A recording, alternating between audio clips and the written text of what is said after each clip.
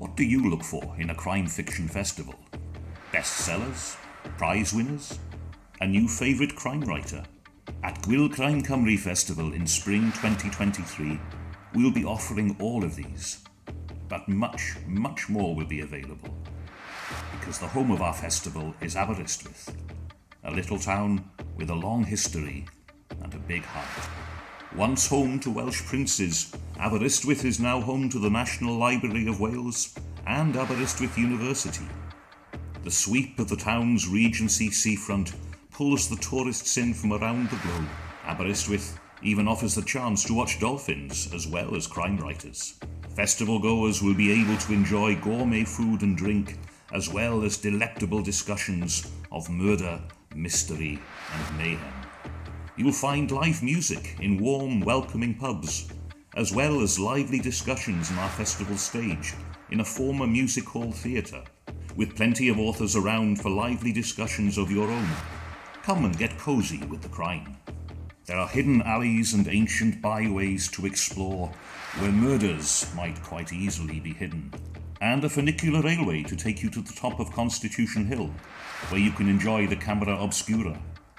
And if you stay for a few days after the festival, you will be able to enjoy the breathtaking scenery of Ceredigion. The countryside and coast can be viewed by boat or heritage train, on foot and two wheels as well as four. Whether you love exploring lush river valleys, walking unspoiled beaches, or discovering the history of this beautiful area, Aberystwyth and Ceredigion have so much to offer. So come to Gwyl Crime Cymru Festival next spring. You might just discover your new favourite crime writer, as well as your new favourite town.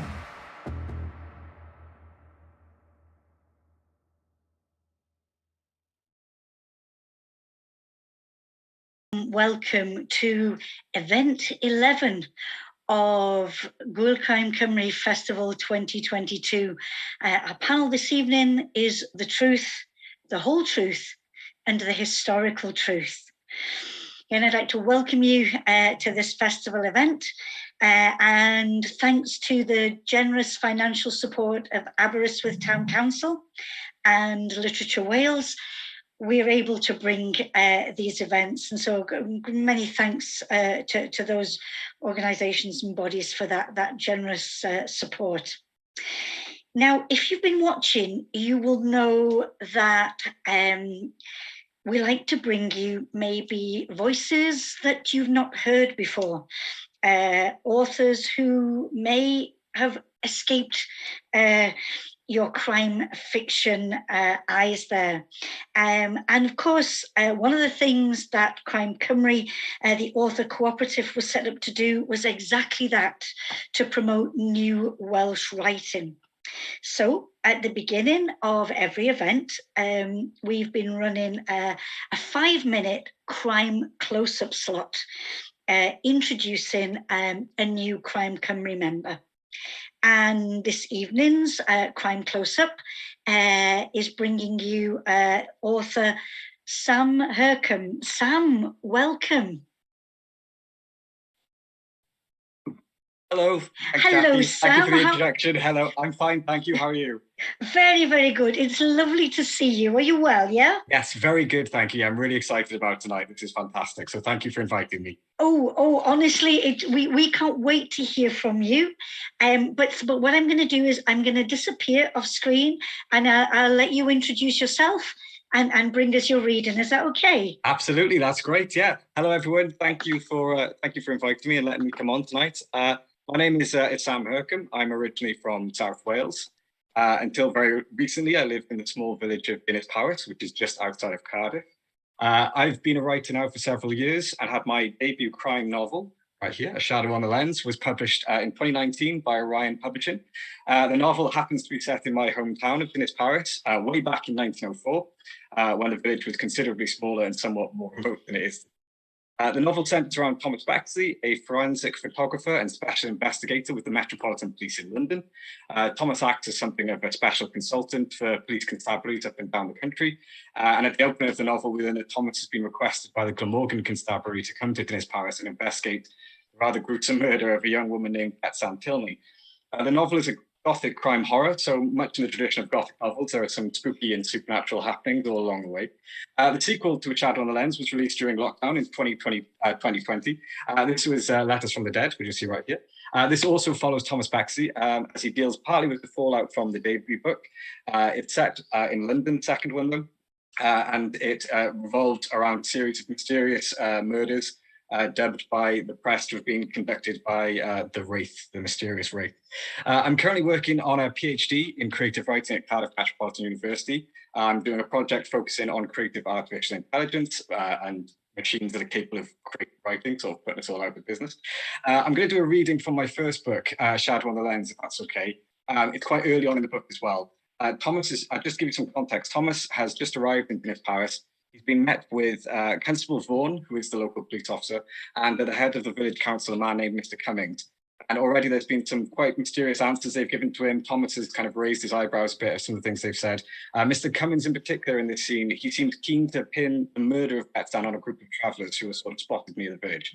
So without further ado, I set about fetching the camera and stand and asked Vaughan to show me the exact spot where the body was found. He went ahead of me, and as we scrambled through the undergrowth over loose twigs and fallen leaves, we came to the granite face. There was smooth dirt underfoot. Immediately, I was perplexed. This is the spot the body was found?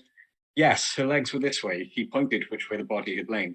I placed my camera down and moved around the scene a few times, my back pressed against the granite rock face. At one point, I even scampered a short way up the slope to look down upon it. He was certain she was found here. Vaughan concurred once more. I shook my head in bemusement.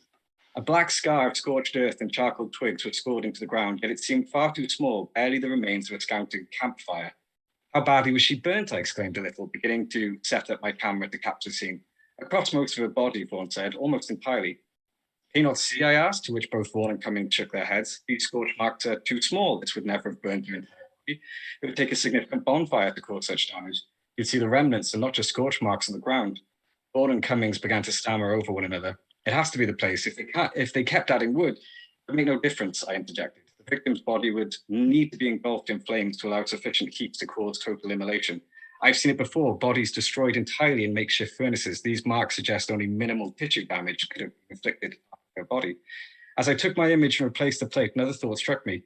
It begs the question why there is a body at all. If the culprit intended to dispose of her, why not burn her fully to be rid of her remains? Why not bury her or throw her in the river? Why dump her so close to the mill where any remains would likely be found?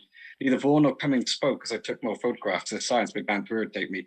Would either of you entertain the notion that this has been staged? I growled after a few moments, catching myself before I could say more.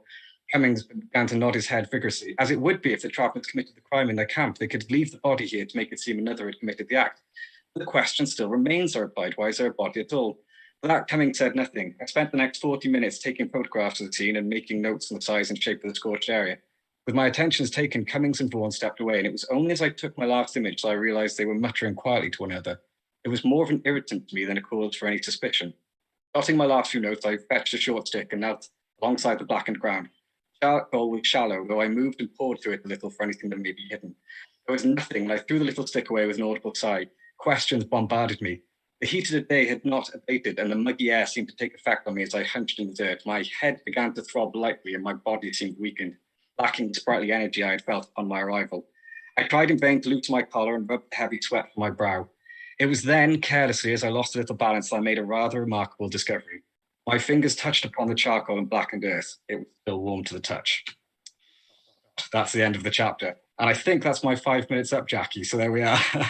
Sadly, I'm afraid it is just as we got to that moment of, and then what? Oh, Sam, thank you so much for bringing us that reading. That was fabulous. No problem at all. My alarm is actually going off. I had an alarm set. Sorry about that. There we are.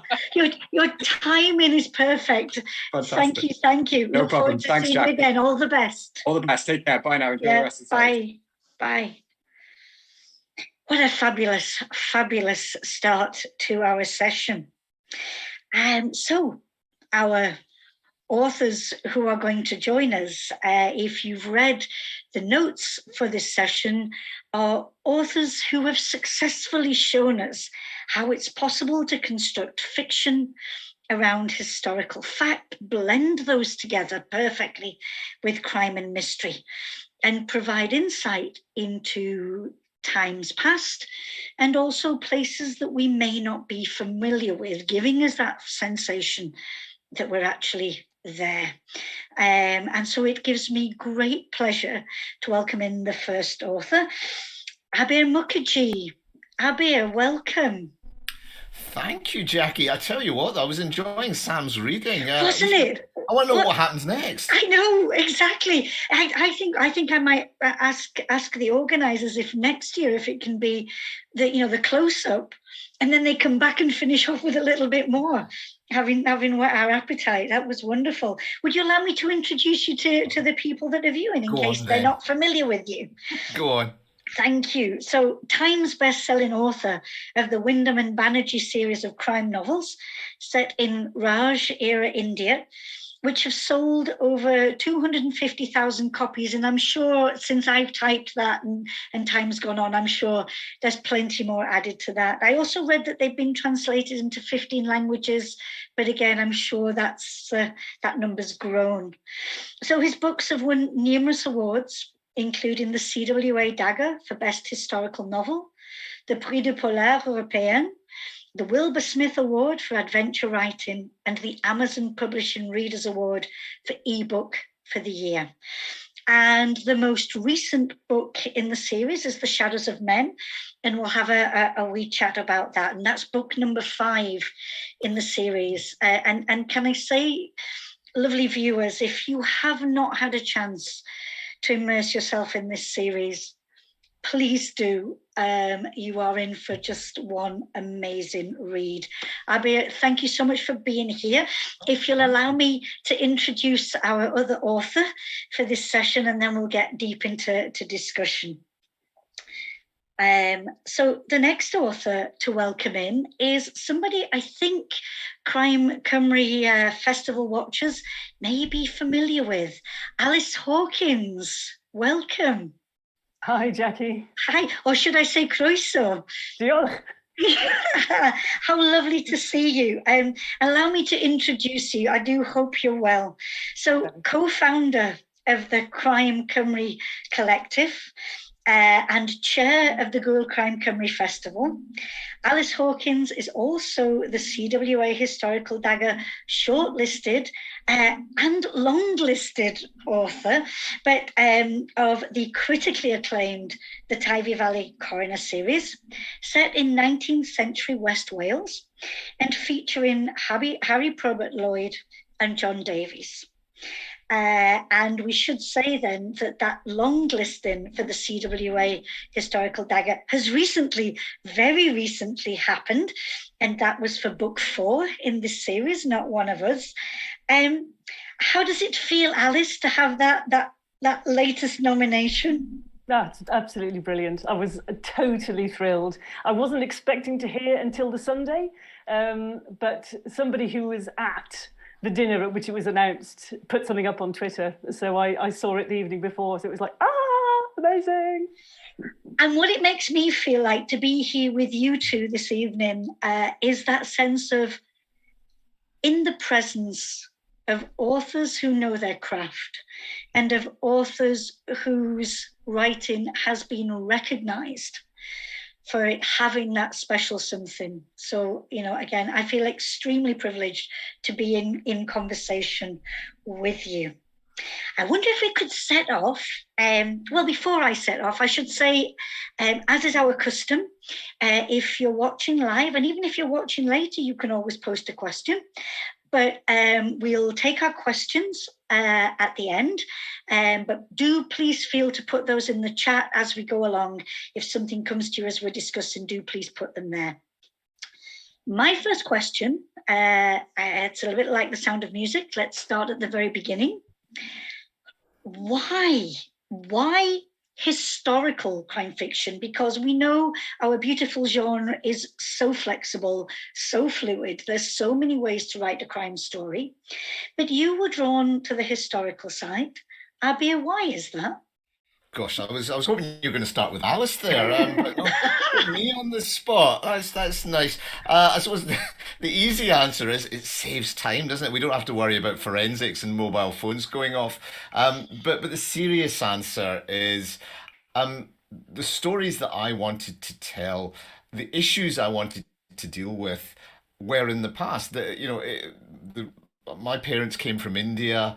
They were immigrants to this country. My identity is wrapped up in the time of the British in India. To make sense of both my own identity, but also to make sense of, current Britain, modern Britain, and modern India, and in large measure the modern world as a whole.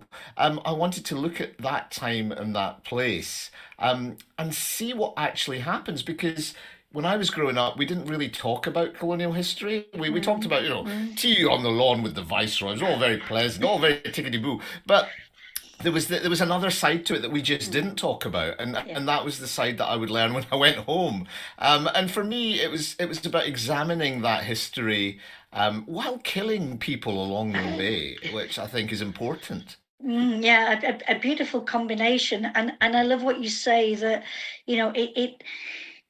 it allowed you to explore those issues, that mattered, and I think it's one of the beautiful things about crime fiction, that it can do so many different things, and as authors you can bring us things. I'm thinking about dealing with that colonial past, and sometimes it's not easy to go there when that mirror's held up. Absolutely, it's very difficult. And a lot of people said, well, why didn't you write a history book? And well, there's a couple of reasons. One, I'm lazy, and that was a bit too much detail for me. And secondly, I wanted people to read it. And many more people read crime fiction than read straight history. And also, when you're giving people, harsh information, or information they don't want to hear, it often helps to sugar the pill with a great story. And if I ever manage to write a great story, I'll tell you. You do frequently, but thank you for that. So Alice, your origins, that historical period, yeah, and crime fiction, and bringing it together. Why do it? Well, I haven't always and exclusively written historical crime. Like lots of authors, I've got a drawer full, or rather a desktop full of unpublished manuscripts. And I wrote historical and I wrote contemporary. And my first published book actually combined the two. So I wrote a split time book, half of which was set in the 14th century and half now, in a city which I made up, called Solster, which we don't need to go into now. But basically, after that book, I talked to my editor, who had really, really disliked the book that I wrote straight after that, because I'd already been most of the way through it by the time Testament was published. He disliked that book, didn't want to publish it. So I said, okay, tell me why. So he did. And I said, okay, so is what you're saying that I'm much better at the historical side than contemporary? And he said, well, if you're going to force me, back me into a corner, yes, that is what I'm saying. And that chimed with me, because I'd always enjoyed writing the historical aspects much better. I just didn't know how much of a market there was then, because we're talking back in the kind of mid-2000s now. Historical crime has become much bigger since then. Anyway, to kind of move on to the Tybee Valley Coroner series, I kind of mismanaged my career horribly and drastically after my first book was published, and then failed to be published for some time. The imprint that I was with then folded. My editor went on to other things. He's now a writer himself. So I was in a position where I didn't have a contract and nobody was waiting for a book from me. So I thought, do you know what? I'm going to write the book I always wanted to write, which was about something which happened in the area that I grew up in, West Wales, in the mid-19th century, called the Rebecca Riots, which were a series of incredibly picturesque but also widespread and incredibly successful tollgate riots, which happened between 1839 and 1841.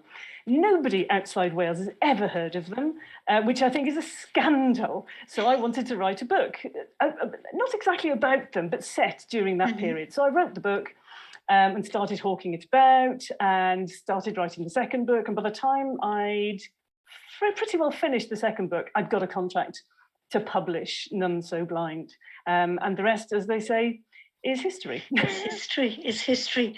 Wonderful. Thank you. Again, I think, Alice, just what you've been saying, that idea of where where and when do you find your voice as a writer? That, you know, that it's never the same. You know, each author has that moment when it happens. Yeah, that magic happens. And as I was looking at both of your work in preparation for this session, they have, considering that they're two different time periods and two different geographical locations, but they have so many lovely factors in common. And especially these last books in the series. I don't know how you both managed that, but thank you very much that you coordinated so nicely. Just for you, Jacky, that's why we did it. Anything for you. Beautiful, beautiful. So at the center of your series, we have these beautiful partnerships, you know, two men working together, two men of very different backgrounds. And so again, Abir, I wonder, could you give us a little sort of like potted bio of your dynamic duo? Dynamic is an interesting term for them. They've gone from having adventures in the press to having misadventures now. That's how they're classified.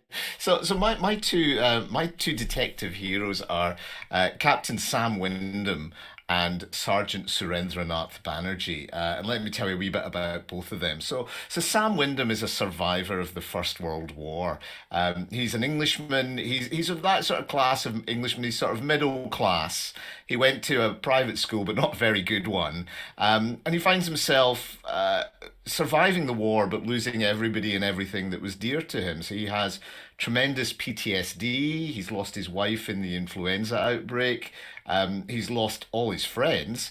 And suddenly he has this opportunity to go to India to join the police force there. I should say he's an ex-Scotland Yard detective. And so he winds up in Calcutta because it's slightly preferable to suicide.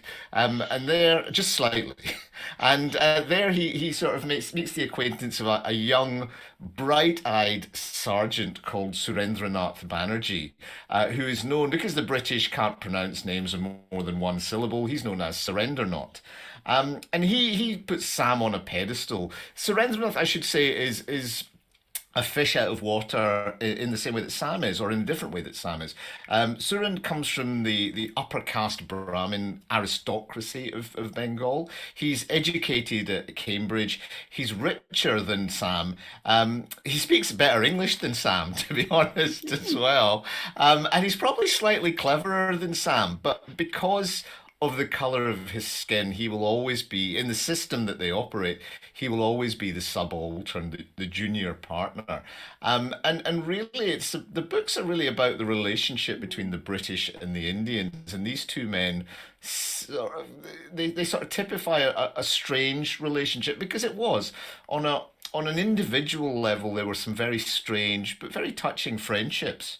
And these two end up unlikely friends living together, almost like Morecambe and Wise. But together, you know, they complement each other. They make up for each other's shortfalls, but they also raise difficult questions about the other's race and what their people are doing in this relationship, while trying badly to solve crimes as well, I should say. Thank you. That's beautiful insight. Again, for people who might not have managed to get to the books yet, beautiful introduction to those two characters. Alice, could you do the same for us? Sure. For your, another dynamic duo. Yes, whether they're dynamic or not is a matter for debate, but they are as mismatched in a way as Abir's Sam and Surin are. So Harry Probert Lloyd is the squire's son. So he was brought up with privilege. You know, again, he probably went to a minor public school and has subsequently gone to Oxford.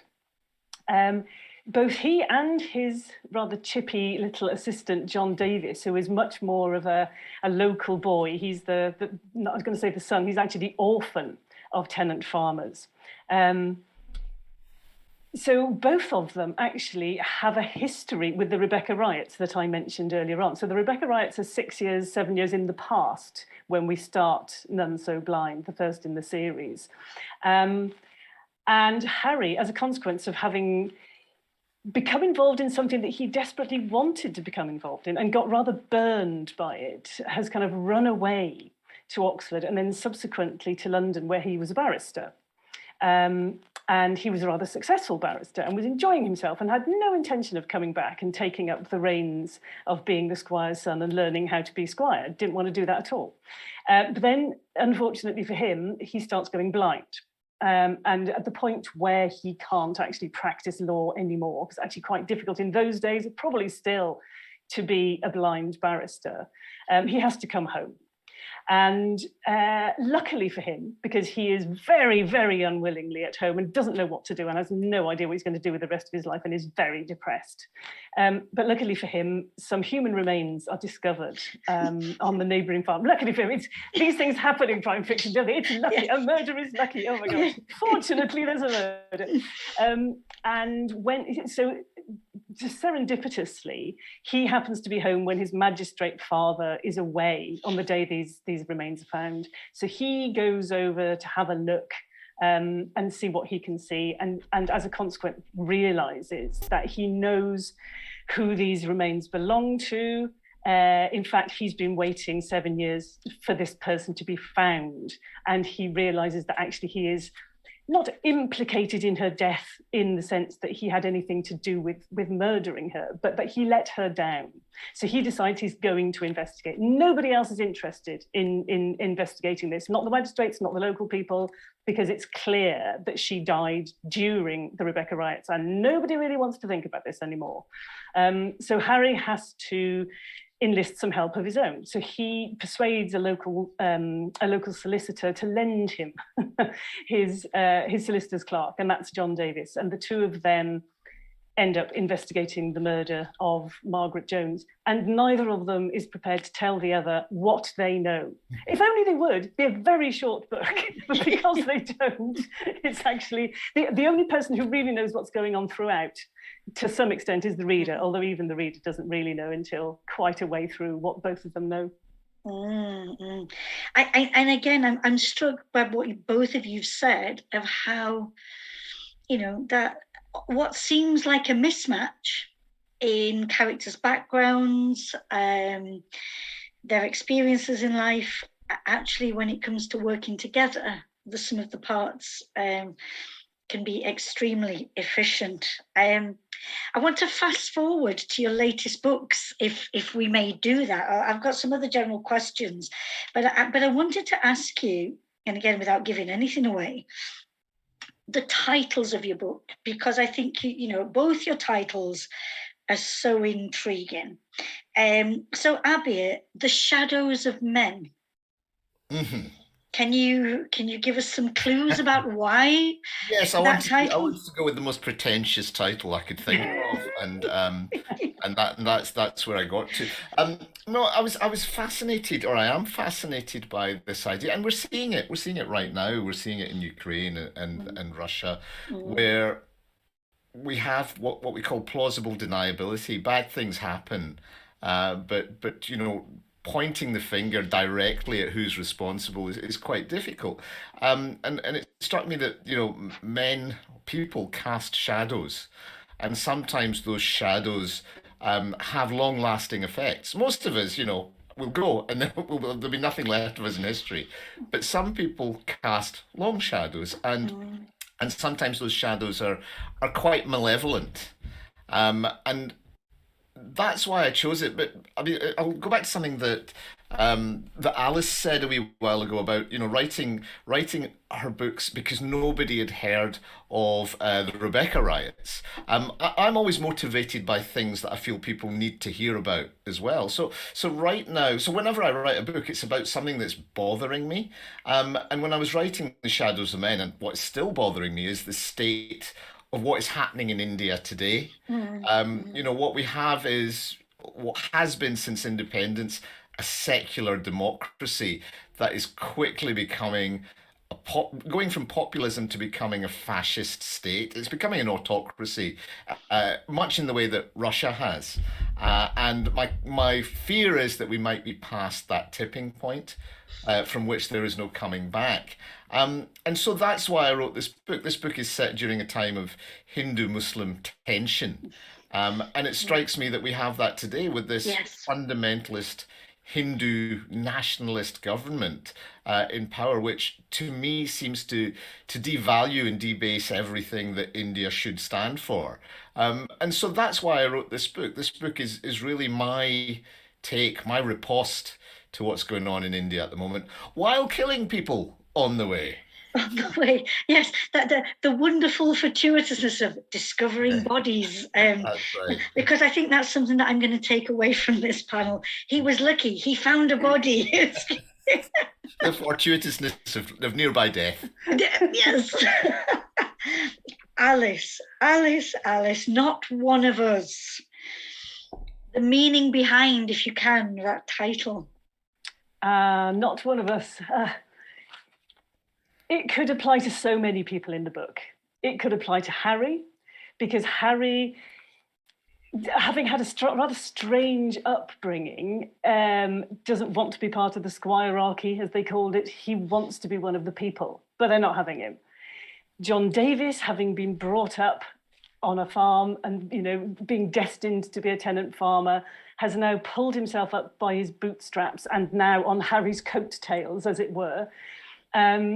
And he's becoming a member of the middle classes, if not moving up further than that. But he feels he's not one of those people. So it could apply to both Harry and John, but actually it applies to several people in the plot, because we've got one of those fortuitously discovered bodies right at the beginning of the book, apparently a natural death. But Harry gets dragged along to have a look at this natural death by his preferred medical witness, Dr. Benton Reckitt, who is a recurring character in the series. Because things are really going badly for Harry on the estate, and he's desperate just to get away. So having a dead body to look at, well, yeah, this is honey and milk to him. And what he discovers is that there's a family, the family of the young girl who's died, they're ruffling feathers in the locale, because maybe they're feeling that they're getting a bit above themselves. The young woman she's been courting a man from outside the area, and that's not the done thing at all, because farmers' daughters, farmers' sons have dibs on farmers' daughters, not some outsider. And then on top of all that, we start the book, once Harry and Benton Reckitt had gone off to see the body, we start the book from John's point of view. My books are always told from the two people's point of view in first person. John has gone to the Great Exhibition in the Crystal Palace, because it's 1851, and you cannot write a book in 1851 and not take at least one of your characters to the Great Exhibition, because a third of the whole population of Britain went. So, So John has gone and has been horrified in many ways at what he can see coming down the tracks. This incredible technological world that is going to crash into his very backward, really, agrarian background in West Wales. And he thinks, oh God, life as we know it is over any minute now. The railways are coming, mechanization's coming. What is going to happen? And that kind of enhances his feeling of, where do I belong now? Even if I was a farmer's son now, gosh, maybe that isn't a future I can even have anymore. So not one of us applies to so many people in the book. Mm-hmm. Do you know, and as you're both talking about these characters and the time that it's set in, and yet again we have that thing in common, a time when Wales and India, for different reasons, were on this moment of momentous change, and what that would mean. And again, I love the way that both your writing, brings that to us. But I need to stick with these two, this partnership, because as writers, I wonder if I might probe a little personally and ask, because you write from both those characters' points of view, and I know one isn't allowed a favourite amongst characters, but is it easier to sit in the head of one or the other as you develop their thoughts and ideas? Yeah, no, it is, interestingly. For me, John, he kind of writes himself. I don't know, maybe because his upbringing was more similar to mine. You know, I grew up on a farm, pretty, not poor, but, we didn't have much. Agriculture, apart from milking machines, agriculture hadn't changed a huge amount. I kind of understand John's life. John's a Welsh speaker, I'm a Welsh speaker. It was easy for me to give his narrative a kind of Welsh flavour, which people have been kind enough to say you get in the English. And Harry, and also John kind of wears his heart on his sleeve, whereas Harry doesn't know himself very well. And trying to write somebody who is a bit of a mystery to themselves, that's quite hard. So I'm having to tread quite a difficult line with Harry of not over-interpreting him to himself, if you know what I mean. So yeah, it is interesting. I mean, some scenes are different, obviously. Some scenes with Harry write themselves, but generally I find John a much easier character to write. Fascinating, Alice. Thank you, Abir. I know for yourself. I don't know. Is you tell me. You're the author. Well, I was going to say, you're asking these personal probing questions now, Jacky. Can't help it. I'm really sorry. I was fascinated by Alice's answer because I can see a lot of similarities. But I'll tell you my story. So, my first 4 books are all written from Sam's perspective.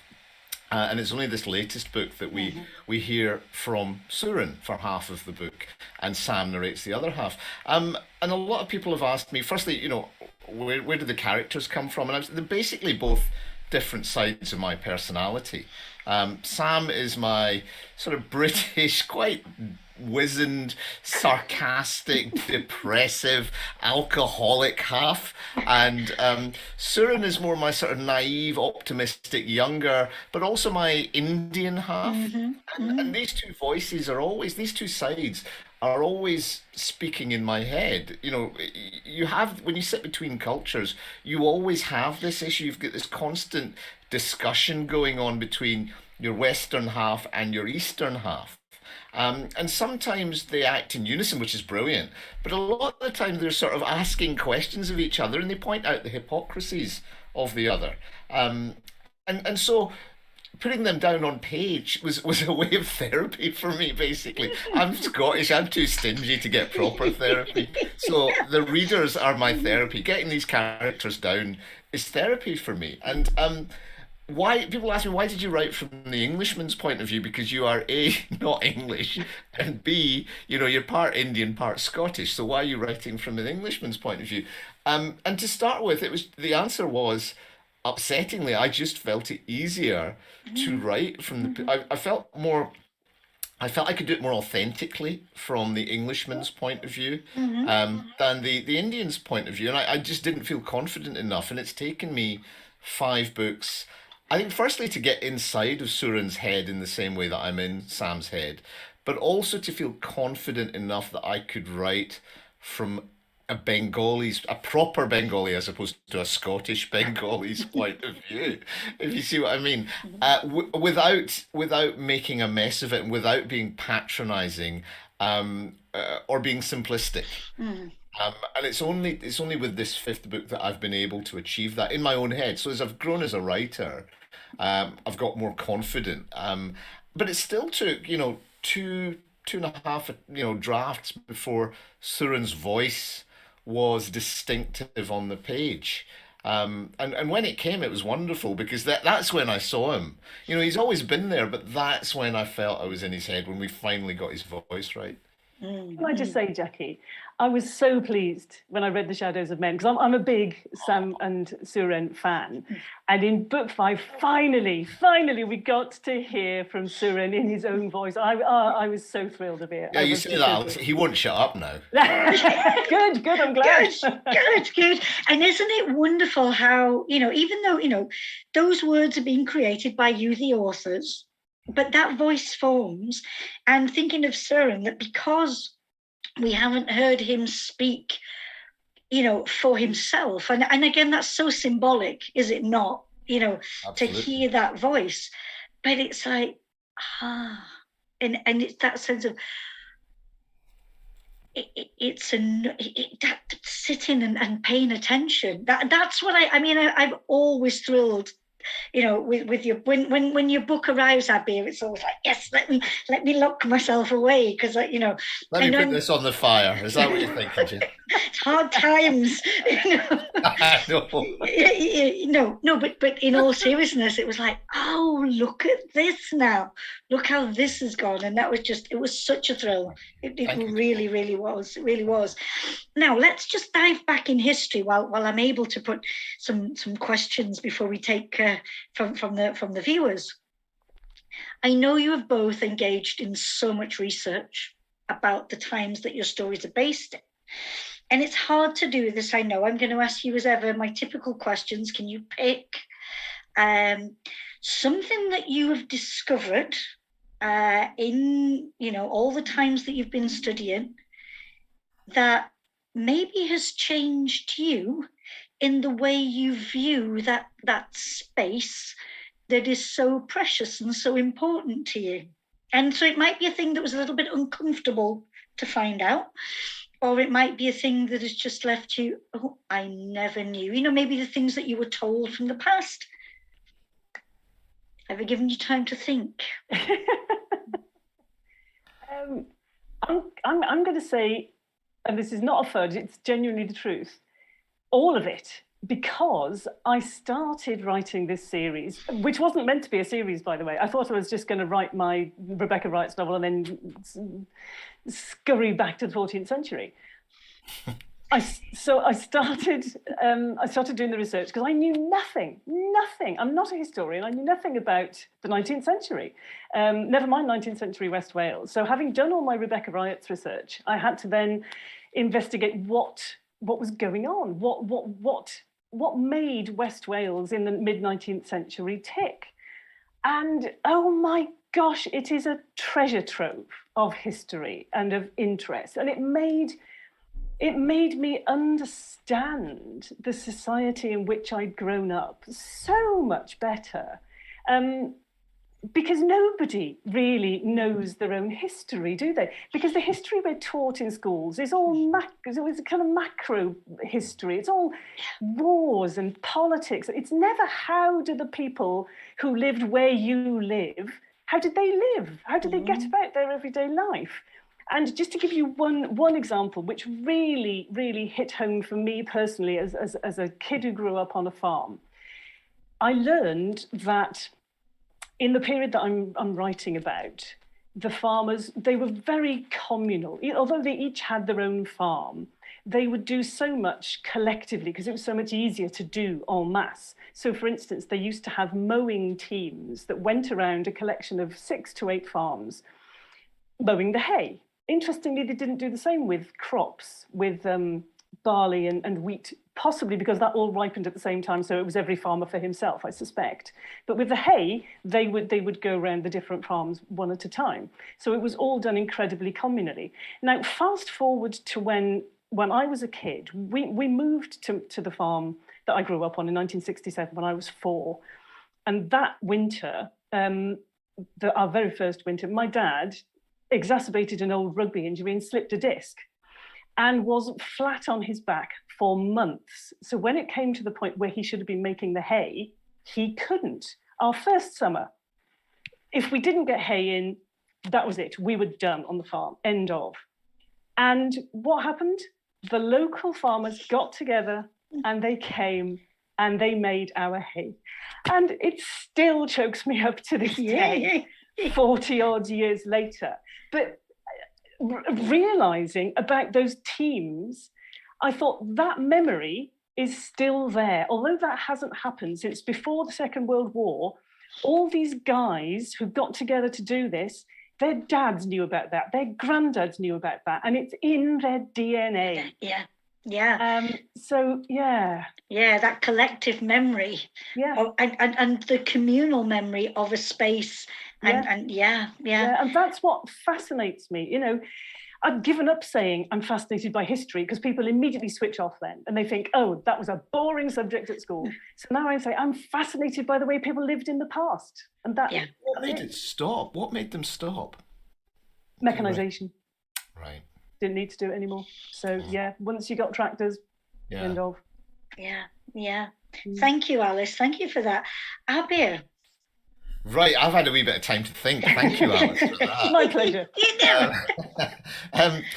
You know, there is so much, as Alice says, you learn so much every time you open a book or every time you set foot in the place that you are researching.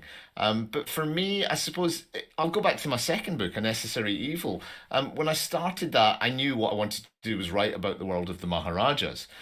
Because, you know, even at the height of the empire, 2/5 of India was still nominally ruled by these Maharajas, who were, at their time, you know, the wealthiest men in the world. They were like the Arab sheikhs of their day, and you know they had these weird lives. So they would you know, in India they would have so many wives. They'd have huge palaces, and they would marry only the highest caste princesses. And then they'd come to London and fall in love with a chiropodist's assistant or a trapeze artist and make them wife number, 56 and cart them off to this palace in the middle of nowhere. Or they would, fill their swimming pools with champagne to celebrate the birth of a child, as long as it was a boy, obviously. But so I thought this is a really colourful period, and that's what I wanted to examine. But when I started doing the research, the story that popped out, the one that kept coming up time and time again, was the story of the women, the Maharanis, the princesses, the concubines. These were the people that were written out of history. So often the Maharajas were basically debauched. And it was the women who maintained healthcare, education, and really promoted these things within the kingdoms. And one thing that was really surprising to me was we think of the harem as, this sort of debauched pleasure palace for the Maharaja. But what it really became was a centre of political power for the women, because men couldn't enter. It was women only and eunuchs who essentially worked for them. And so you had these women who were, away from the male environment. Some of them were really astute businesswomen. Forget the ones that were administrators. You had some women who became millionairesses, from the security of these harems. So, when I was doing the research, it was the women that popped up so many times as the ones.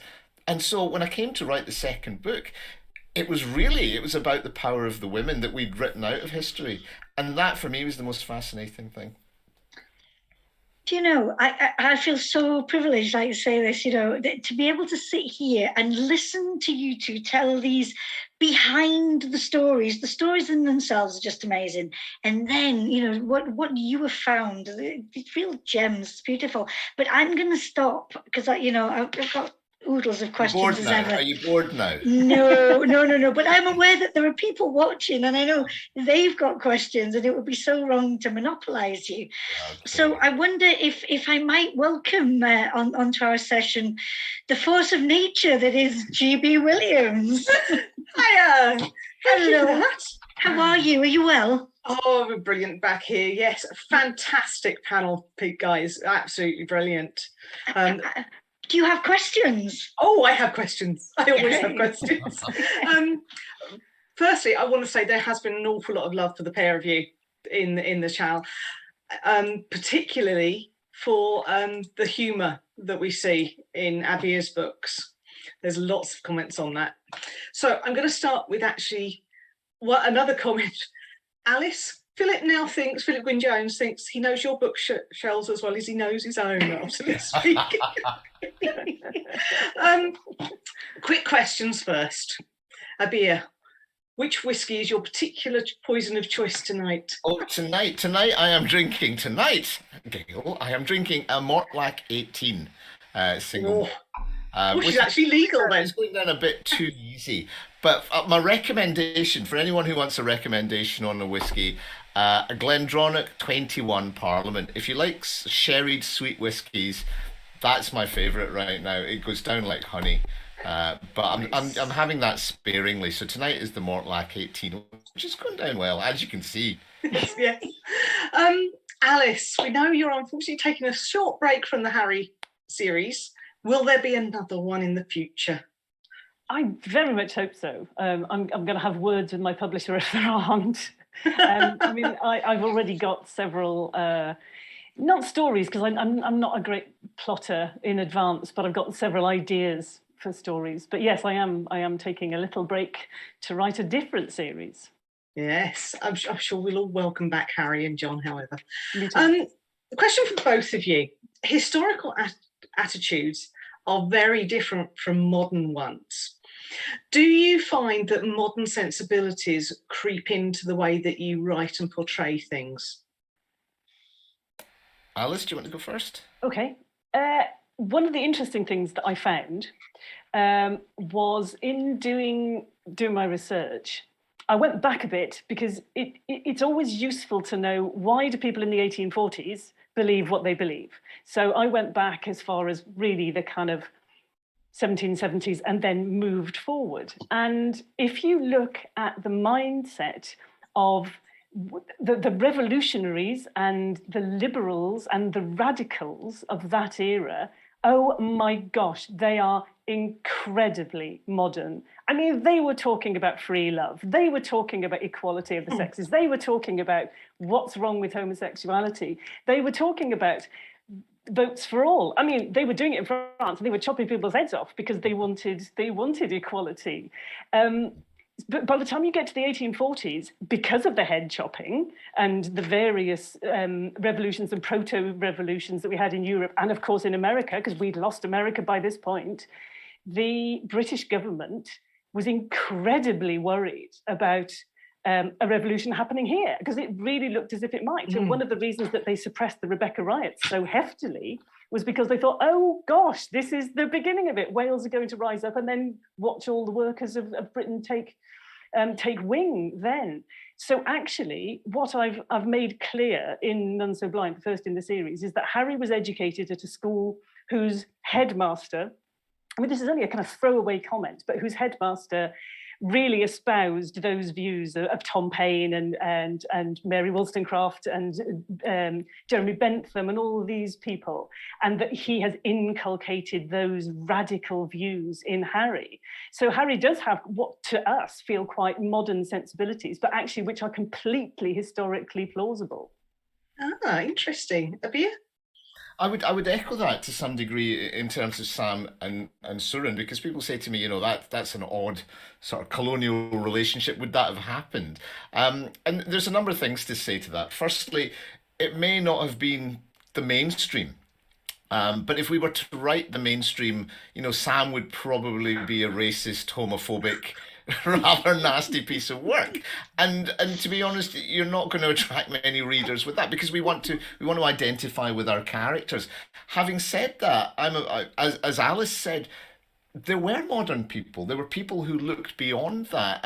You only need to look at George Orwell, who lived at that period. You know, you look at his book Burmese Days, and you can see that the prevailing attitudes that we see of, you know, hierarchical British people, not everybody felt that way. If everybody felt that way, you wouldn't have had the sort of friendships that you do actually see when you do the research between individual Indians and individual British people. So these people did exist, these modern people. These people are the vanguard of change. Nothing would change if these people hadn't existed at the time.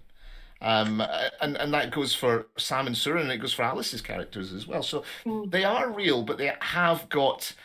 They've got to have, well, they hold up a mirror to ourselves and to our own ideas. So in that sense, we have to be able to relate to them. And so, you know, there is an element of modernity to them because we're telling stories about then, but we're also telling allegorical tales about today. Do you also feel, though, that that's the way that we as modern readers can key into your characters then, because they do share those views? I think so. I think it's all about empathy, isn't it? If you Yeah. can't empathize with somebody, then you're not going to understand their predicament. No. And it's easier to empathize with somebody whose values are close, not exactly aligned with ours. These are flawed individuals, but at least you can see the good in them. Yeah. Okay, I've got a question from, and I do apologise if I mispronounce this. Delight is asking either of you, have you ever been tempted or succumb to make minor adjustments to known timelines of events in order to serve the story better? Abir? Yeah, I can answer that very quickly. I will never change facts, so I'll never, change the outcome of wars or battles or JFK surviving that day in Dallas. But I have shortened timelines. So in my first book, it's set during the time of the Amritsar massacre in 1919. But the action is taking place on the other wing of the country. It's happening in the far east of India. It's happening in Calcutta. The actual knowledge of that massacre took the best part of 2 weeks to filter out. The British essentially stopped information leaking out of the Punjab. So it took 2 weeks before that information reaches Calcutta in real life. Now, I couldn't have my characters sort of wandering around for 2 weeks. No. So I've taken that and I've cut that time it's taken for that information to flow, just for the interests of pace and tension. But I wouldn't change facts. No. Alice? Yeah, I wouldn't change facts either. I mean, mine are different to Abir's because Abir is dealing with big national events, whereas I'm dealing with the way ordinary people lived. One thing I have done in the last book, which is largely about the effects of mechanization and coming mechanization and what effect that has on people, the destabilizing effect that has on people, is I've introduced a woolen mill, a mechanized woolen mill into West Wales around 10 years before they actually came. Again, it's perfectly plausible. It just didn't happen to have happened. Yeah. Okay. Next question then is, you've both put your characters through a few things. Sight loss for Harry, PTSD for Sam. Do you think that they would be the characters that they are without those hurdles to overcome? And how do you think, if they were transported into a modern era, that would be different for them? Alice? I definitely don't think that Harry would be the person he is if he wasn't blind, because so much of his character development is coming to terms with that and learning what he can do and what he can't do, learning how to relate to people, what people's reactions to him are. And the same with John, he's got to learn to live in this very different environment. So definitely, they would not be who they are if I hadn't put them through what they'd be uninteresting people, really. They'd just be like you and me, it's quite dull. And if who are you calling uninteresting? Me.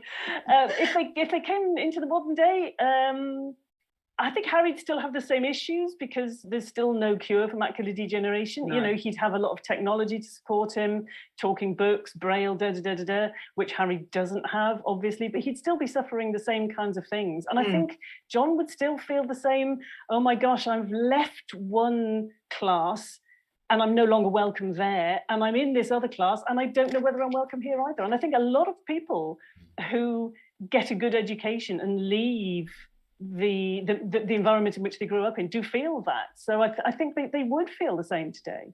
All right, Abir? I was going to say, what about what our characters put us through? Huh? They put us through some horrible things. But yeah, to answer your question, I see Sam, he's a survivor of that First World War, but I see him as that first generation of modern men who are affected by that. They're no longer willing to accept what their betters, their class superiors tell them. So he no longer believes everything that all the indoctrination about the British Empire or whatever, and he's willing to look at things through his own eyes. And I think that's what makes him interesting. Alice said it's these things, it's these issues that our characters go through that makes them interesting, that makes them And I think this is something about fish out of water generally, and so many detectives are fish out of water because they are fish out of water, because of what's happened to them. They're more willing to question things. They won't accept things that other people will accept because they are outside of the system. Mm. All right, I have one more question, but oddly, Jacky, we're going to fulfill one of your questions from earlier. Sam, can you come back into the room, please? Oh, yes. Sam, you there? Is he Please there? be there. He's gone to sleep. Hello, He's sorry, there! technical issues. Sorry, I'm back. No. Hello. No problem at all. The question for you is, why focus on photography in your book? So it's a kind of maybe perhaps a little bit of a trope of the kind of Gothic horror, but I was quite keen on having a photographer. This was sort of early. It was just being used in forensic photography in about 1904. The Metropolitan Police hired the first full-time forensic photographer in 1903. So Thomas was sort of meant to be that type of character. Also, it fit in very nicely with my Gothic kind of horror, where there is some spooky things start appearing in the photographs as they are being developed in the old glass plates, which is quite exciting. So it all fit in quite nicely. A lot of interest in that at the time, wasn't there? Yes, it was. This was something that was being. I mean, Arthur Conan Doyle was particularly interested in sort of spirituality. There were sort of fairy pictures that in the back of the garden. Those kind of famous images kind of thing. It was certainly something that was people were intrigued with and interested with, and it just fit in really well. And the police back then, as Abir and Alice been talking about the histories and things, met back then. It was a little bit of Wild West of technology. Everything's going to get checked at forensics. Fingerprint analysis came in about 1901. So it's just a really interesting time for kind of science and technology coming together in police investigation. Okay, lovely. Well, I think we're actually towards the end now of questions and time. So thank you, Jacky. I'll hand back to you. Okay, Julie Williams, thank you so much. It simply really remains for me to say, I hope people watching have enjoyed this session as much as I have. I'm always nervous, before you start and you want to ask people questions. But I just feel that the three authors that have taken part in our session tonight, you have made it just so magical that, you've taken us on journeys, time and space, and revealed, things that are quite personal to you as well. And so I'd just like to thank the three of you for our session. Thank the people who are viewing or who will view. And I would say to you, please, Abir, Alice and Sam, please don't stop writing. Thank you, Jacky. Thank you, Jacky.